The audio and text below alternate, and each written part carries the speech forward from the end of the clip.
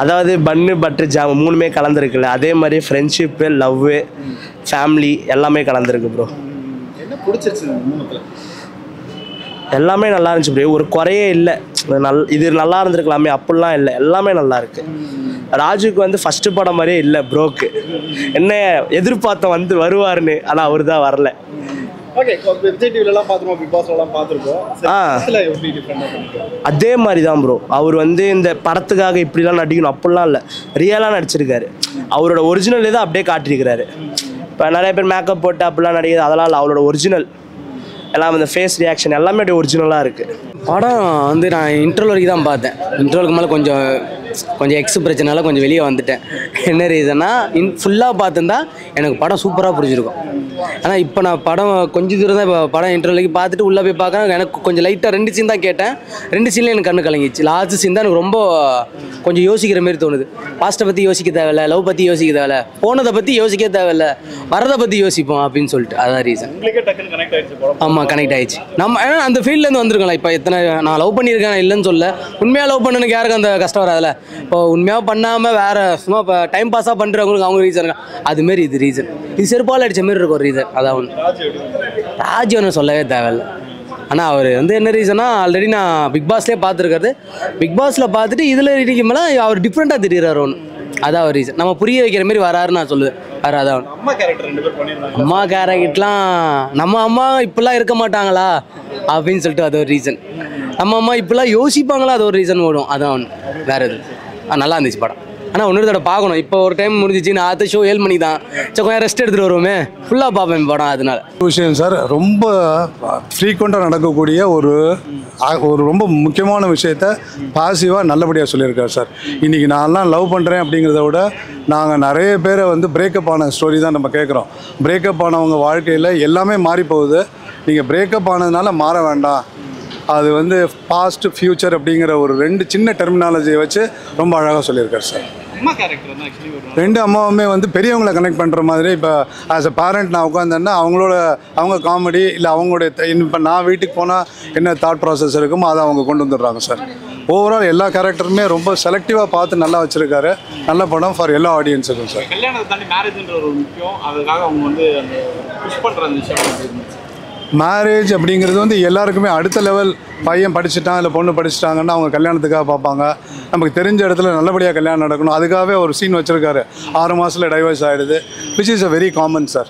As an advocate நான் பார்க்குறேன்னா family கோர்ட்டில் மட்டும்தான் சார் நிறைய கூட்டமே இருக்குது. சம்டைம்ஸ் வந்து நான் ஃபேமிலி கோர்ட்டில் ப்ராக்டிஸ் பண்ணுறது இல்லை.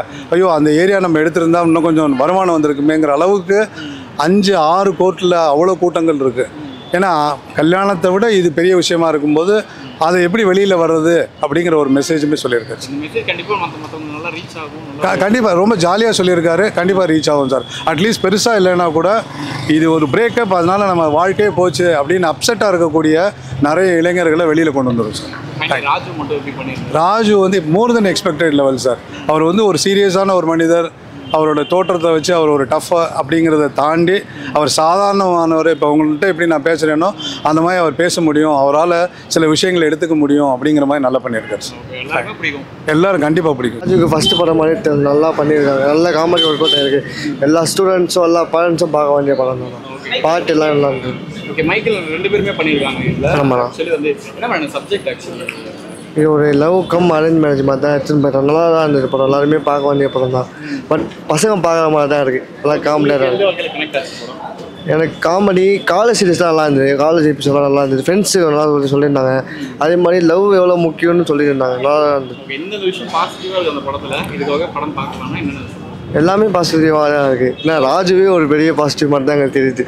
அதனால் எல்லாமே கரெக்டாக ஓட்டு ஹீரோ பண்ணலாம். மியூசிக் சாங்லாம் எல்லாமே நல்லா தான் இருக்குது.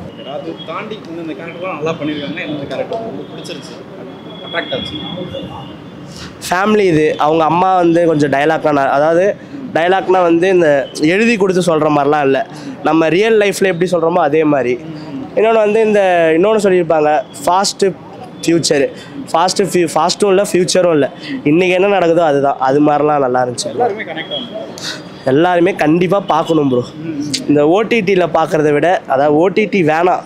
இப்போ நம்ம நல்ல படத்தெல்லாம் பார்க்க மாட்டோம், ரிஜெக்ட் பண்ணிட்டு போயிடுறோம், மொக்க படத்துக்கு போகிறோம். அதே மாதிரி நல்ல படம் இது வந்து பார்த்தா நல்லாயிருக்கும் ப்ரோ.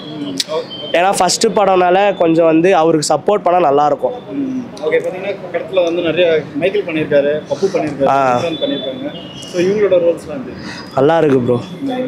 அதாவது நான் எதிர்பார்க்கல வருவாங்கன்னு, நல்லா இருந்துச்சு. டாப் பர்ஃபார்மன்ஸ் இந்த சீன் எனக்கு சூப்பராக பிடிச்சிருந்துச்சு பாடு.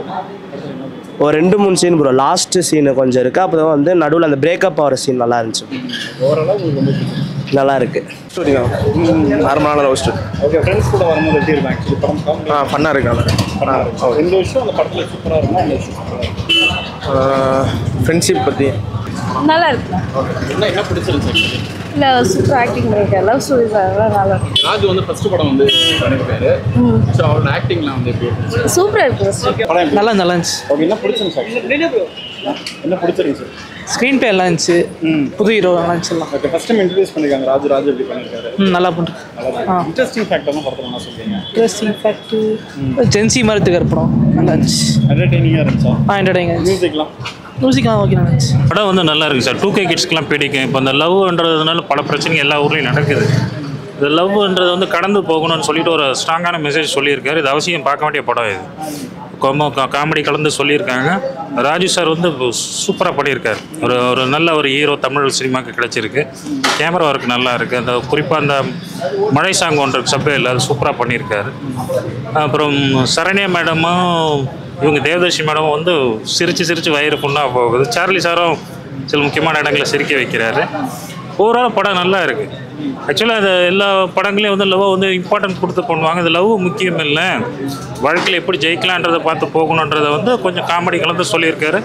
இந்த இயக்குனருக்கு ஒரு சபாஷ் சொல்லலாம். படம் மாதிரி தெரியல, அவர் நல்லா பண்ணியிருந்தார். நார்மலாக விஜய் லவ் டைமிங் கம்மிலாம் நேரம் பண்ணுவார். அது டைமிங் அப்படி அவர் பண்ணுறது இல்லை, மற்றபடி எல்லாமே பண்ணுறாங்க. அவர் காமெடி பண்ணாமல் கொஞ்சம் ஹீரோ இதெல்லாம் நடிச்சிருந்தார். ஏன்னா சில படத்தில் ஹீரோ வந்து காமெடி பண்ணுவாங்க, இந்த படத்தில் அப்படி இல்லை. நல்லா இருந்துச்சு படம், பார்க்கலாம். காமெடி சீக்வன்ஸ் எல்லாமே நல்லா இருந்துச்சு. அப்புறம் லவ் கொஞ்சம் அங்கங்கே நல்லா இருந்துச்சு. அப்புறம் கொஞ்சம் லவ் பண்ணுறேன்ற கிஞ்சு பண்ணி கொஞ்சம் கிரிஞ்சாக இருந்துச்சு. கொஞ்சம் சீன் கிரிஞ்சாக இருந்துச்சு. அப்புறம் வந்து ஃபுல்லாக நல்லா இருந்துச்சு. இந்த ஜென்ரேஷன் பார்ப்பாங்க அவ்வளோ. ஓகே, கல்யாணம் பண்ணி வச்சிடணும்னு சொல்லிட்டு தேவதர்ஷி அந்த ஆமாம் அந்த பிள்ளைலாம் எப்படி இருக்கு? அது வந்து ரியாலிட்டி பார்க்கும்போது கொஞ்சம் வந்து செட் ஆகாது. மூவியாக பார்க்கும்போது ஓகே இதுதான் கதை, இதான் கான்செப்ட் அப்படின்போது பார்க்கலாம் படத்தை. சாங்ஸ் மியூசிக் எல்லாமே செம்மையாக இருந்துச்சு. மற்றபடி ஒரு தடவை பார்க்கலாம் படம். இந்த ஜென்ரேஷன் லவ், அப்புறம் பெஸ்ட் ஃப்ரெண்ட்ஸ் அவங்க அந்த தான்.